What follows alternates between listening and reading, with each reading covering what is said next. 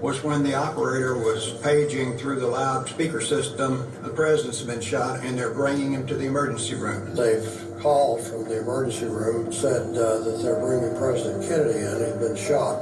I would have expected them to bring him to Parkland. It was the #1 trauma hospital in that part of the country.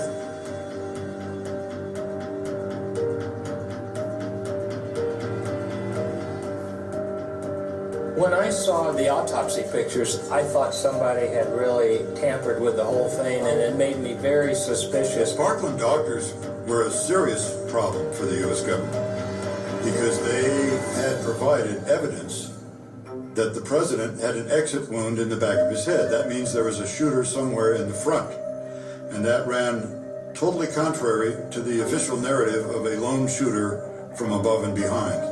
In order to probe that, you had to go back to Parkland and speak to these doctors. Dr. Perry and Dr. Baxter had just walked into that room ahead of me, and Dr. Perry was standing on the right side of the cart the president was lying on, Dr. Baxter opposite him on the left side. Those x-rays that I've seen are wrong. I mean, they've done that at the autopsy. It was a lie. They really didn't tell the truth about it. What's more likely? Parkland doctors telling the truth or the autopsy telling the truth?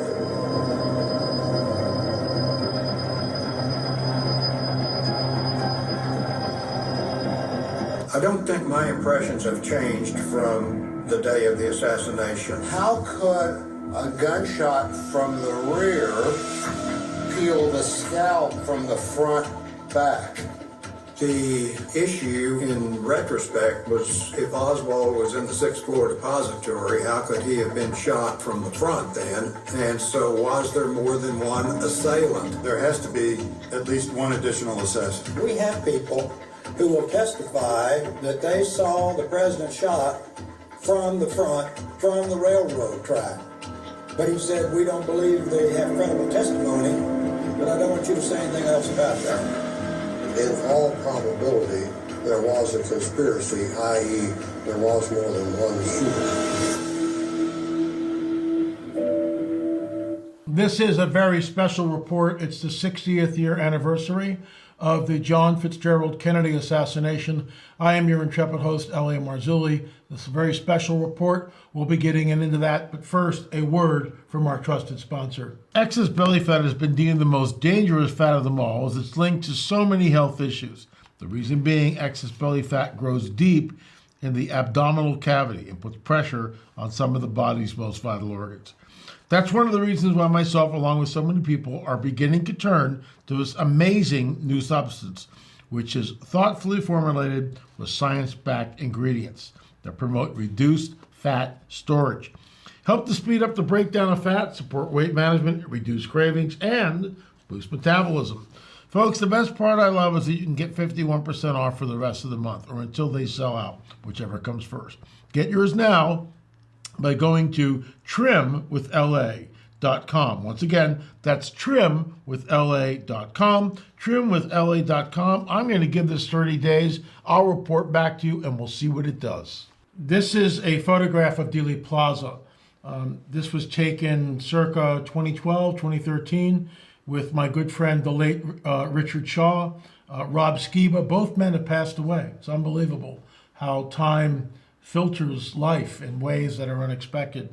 But you can see just how compact this place was. I was 13 years old when I was in Miss Bittner's English class, and the announcement came over the loudspeaker, which I'm sure you guys remember all that. They still do it.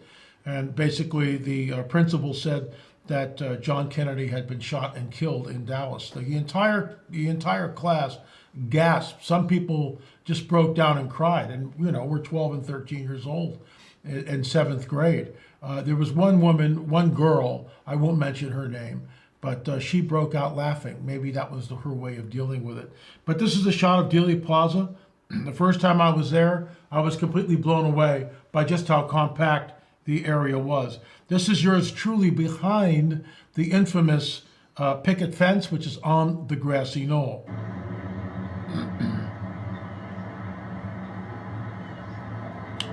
And you can see the X right there in the street. The cars are going by it. That's how close the headshot is to the grassy knoll. Less than 60 feet away. Back and to the left. I mean, there it is. That's where he was. That's the area over there in the distance where Zapruder stood on that pylon right there and filmed. This is the railroad crossing. There was a building behind here. This is where the bridge was. I should say the bridge still is. Very easy to conceal a gunman behind any of that. And you can see they have a wide open view of Dealey Plaza. That's the grassy knoll. There's the picket fence. And right there in the parking lot, if I'll use my cursor, see this area right here in the parking lot? See where the wall comes down like this and then it cuts over and there's the picket fence which dies into this wall. Right underneath that is the storm drain. That's where the storm drain is. So essentially, if there was a shooter on the grassy knoll, he blows Kennedy's head off, and then he walks, less than 30 yards, and there's the storm drain, and he's gone. And he's absolutely gone. And here's some of the signage that shows us what the grassy knoll looks like. Let me stop that for a second. Let me go back here. Right here, I'll use my cursor again, is where Abraham Zapruder filmed the Zapruder film, which has become known as the Zapruder film, named after, of course, Abraham Zapruder. Do I believe it's been doctored? Yes, I do. But that's my problem, I guess.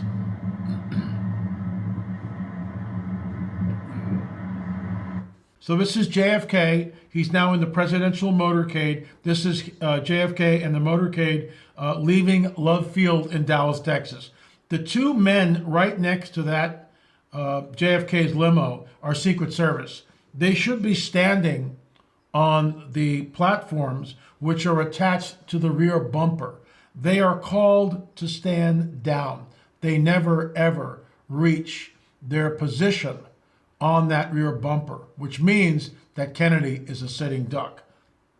So here's the motorcade right here.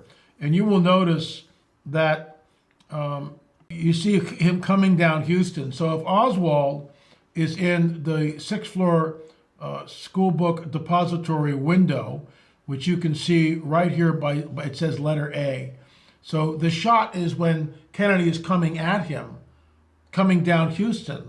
But he makes this ridiculous turn on Elm Street. And Oswald, if he is in the 6th story, waits and waits and waits before the fatal headshot happens. In my opinion, Oswald had absolutely nothing to do with it. He was nothing more than a patsy.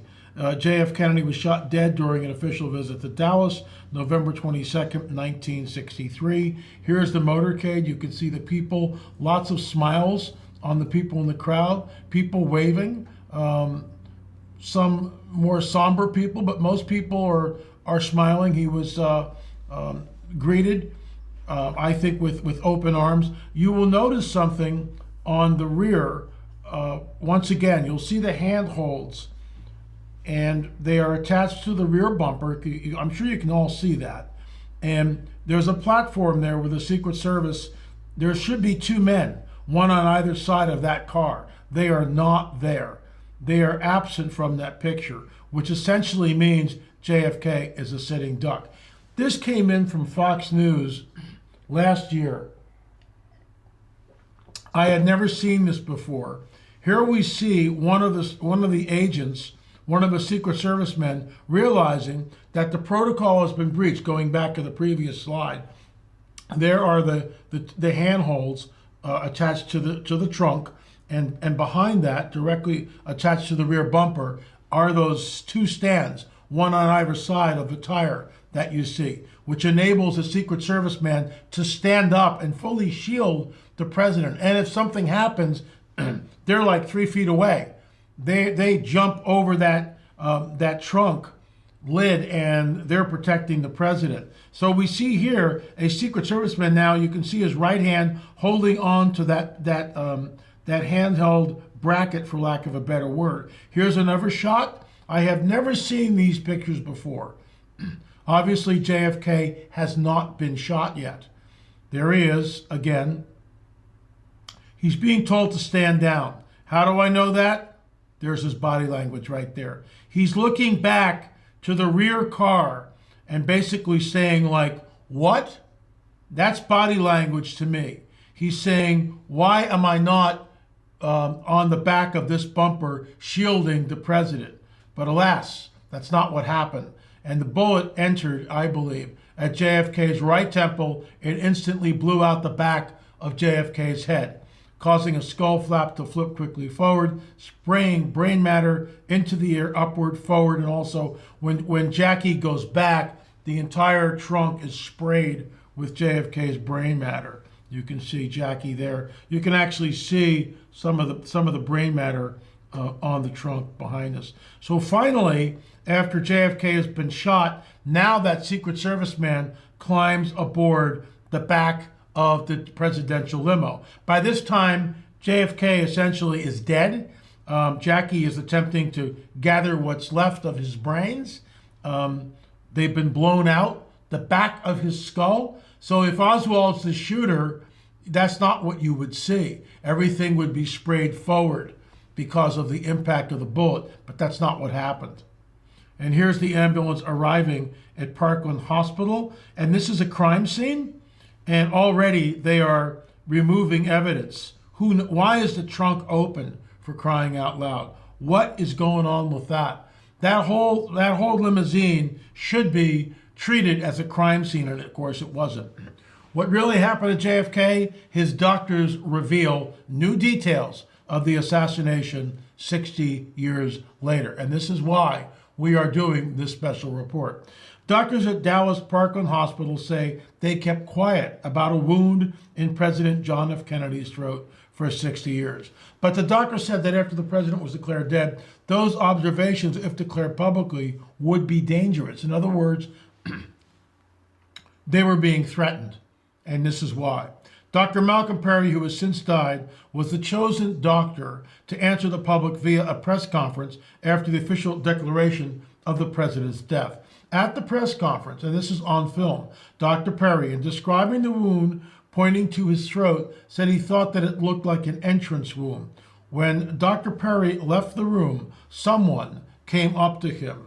Dr. Perry thought maybe he was a Secret Service man, and he told Dr. Perry, "You must never, ever say that was an entrance wound again if you know what's good for you." That is a threat. That is the way the game is played. 60 years later, most of the players are gone. They're deceased. Isn't it amazing how now this comes out, that the wound in Kennedy was an entrance wound? That's what we all believe.